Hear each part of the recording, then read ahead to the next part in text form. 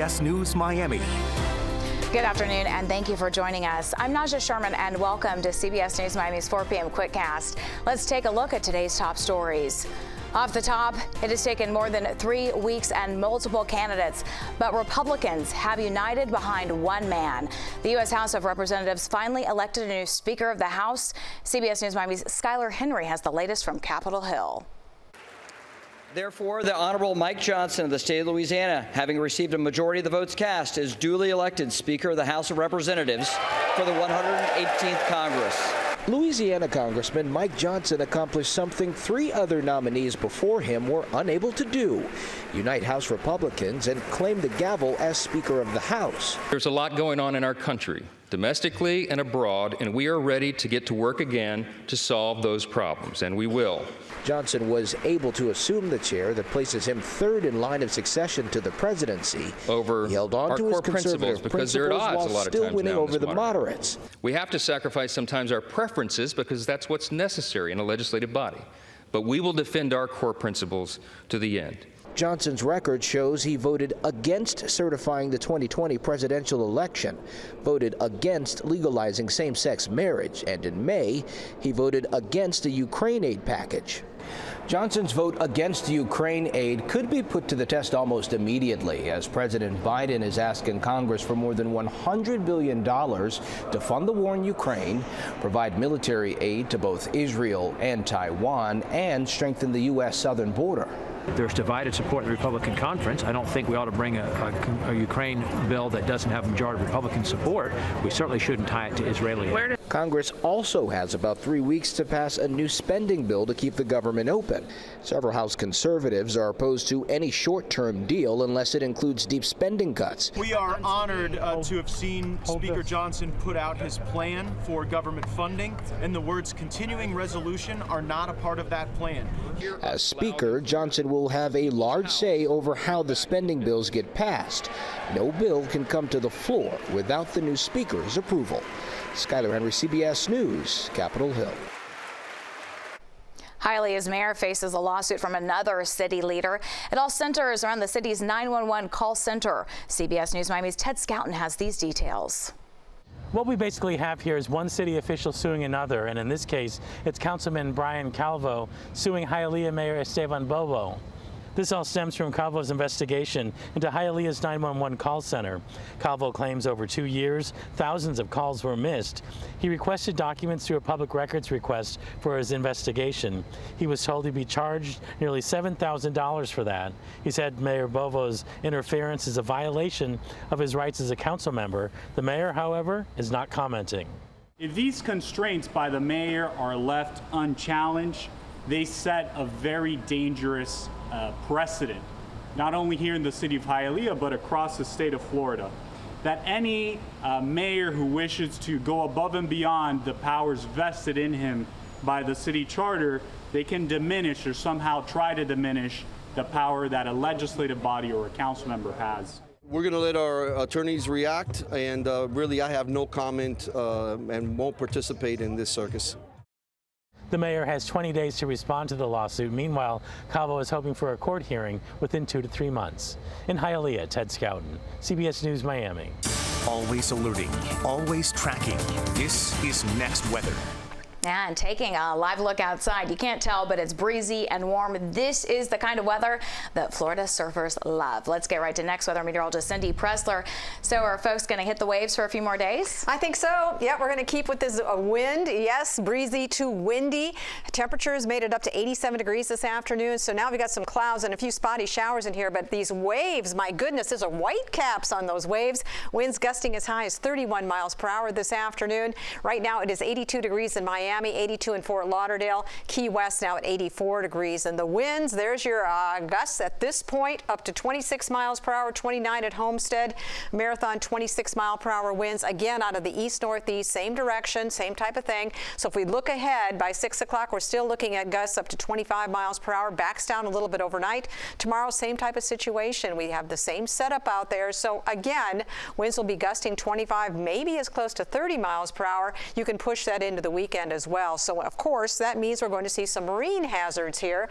We have a small craft advisory in effect. That'll go into Thursday. High surf advisory as well into Thursday. High rip current risk again. And the king tide flooding because we have a full moon coming up this weekend. So that's going to put extra high tides. So that will last through November 2nd, plus those onshore winds that will continue to push water up on shore. Minor to moderate flooding is likely during each high tide cycle. So this is what we're expecting for tomorrow. 7:25 in the morning, again 7:43 in Fort Lauderdale. So it's in the morning and in the evening. Same thing down in the Keys. The winds in the Keys could even be a little bit stronger looking at the next couple of days. 82 degrees at this point, but again, the high today was 87. A few passing showers, very quickly passing showers, but they're dropping some rain out there. Skies again look pretty threatening if you take a look outside. Those little showers again through the Keys. So that's going to be the scenario again tomorrow. Again, as we head into Friday, because high pressure is still sitting on the East Coast. We've got that tight pressure gradient that continues to funnel in all this wind. And of course, with the full moon, that means some wet conditions right along the coastal areas. Temperatures staying in the mid-80s, about a 10 to 20% chance for showers. The next week for Halloween, we could up that, and our temperatures also up just a bit, 87 for a high.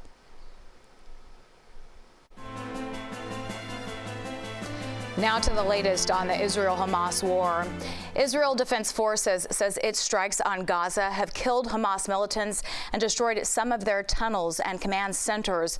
But the barrage of rockets also created an escalating humanitarian crisis. Hamas has released 4 hostages so far. CBS News Miami's Tina Kraus joins us live from Tel Aviv with more on the continued negotiations. Tina. Naja, 10 Americans are still believed to be in the hands of Hamas tonight, along with more than 200 other hostages, as Israeli forces wait near the border for the order to move in. President Biden said today he did not demand that Israel holds off on its ground assault, but he hopes they will if it'll allow more time for hostages to be freed. U.S. officials tell CBS News Israel has delayed its ground invasion into Gaza, possibly to allow more time for negotiations to free the hostages. The Qatari Foreign Ministry is taking the lead on those talks, reporting progress is ongoing. Hamas continues to hold more than 200 people kidnapped during its terror attacks on southern Israel. Israelis and Palestinians. President Biden reiterated his support for Israel, but said Israelis and Palestinians deserve to live side by side in safety. That means ensuring Hamas can no longer terrorize Israel and use Palestinian civilians as human shields. The Israel Defense Forces gathered dozens of foreign journalists to show 46 minutes of gruesome video from the Hamas invasion. The footage is too graphic to show here. Some has already been released in edited versions, including the murder of entire families. The IDF says it showed us that video so the world understands its airstrikes on Gaza. They say it's not about revenge. It's about making sure there's never another October 7th. We were caught by surprise, but now we are united and we are going to destroy Hamas as long as it takes. More than 2 weeks of relentless airstrikes have created an escalating humanitarian crisis in Gaza. Thousands have died, including civilians caught in the crossfire. Are they the enemies, asks this man, pointing to his wounded son. Hamas has also continued its attacks, shooting another barrage of rockets over the border. Israel says militants have fired nearly 8,000 of them since the start of the conflict. Israeli Prime Minister Benjamin Netanyahu is urging Gaza civilians to head south for safety. And today, Israel dropped more leaflets from the sky, warning Palestinians to move out of the northern half of the Strip or risk being associated with Hamas. Naja? So difficult. We appreciate your reporting so much, Tina. Thank you. Stay with CBS News Miami for more on the Israel-Hamas war. We will bring you updates on air and online at cbsmiami.com. Stay with us. More news when we come back. Tonight at 10 on our sister station TV 33, CBS News Miami brings you the powerful documentary Warehouse, the life and death of Tristin Murphy. What role did Florida's justice system play in his gruesome death while in prison? CBS News Miami's Jim DeFede explains that very long issue in an hour-long report. Here's a look at what happened the day Tristin Murphy died. On the day Tristin Murphy killed himself, the medical staff had failed to provide him his medication for nearly a week, and as a result, he became increasingly erratic. In a series of handwritten statements taken by the Florida Department of Law Enforcement immediately after Tristin's suicide, inmates noted it was obvious to them Tristin was unstable. He was cussing and talking to himself for days. He is a paranoid schizophrenic.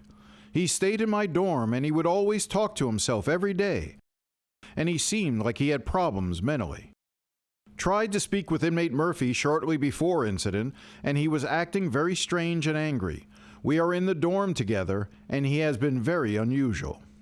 But if the inmates knew he was becoming more and more volatile, the staff seemed oblivious. And around 8 a.m., Tristin and nearly 30 other inmates were taken on a work detail. Is that normal for the inmates to use the chainsaw? Yes. Like for landscape? Yes.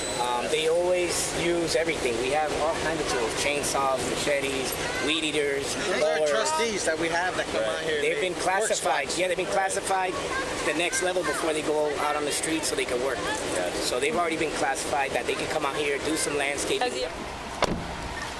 CBS Miami obtained body camera video from the Miami-Dade police officers who were called to the prison after Tristin killed himself. The video provides the clearest understanding of what happened that morning.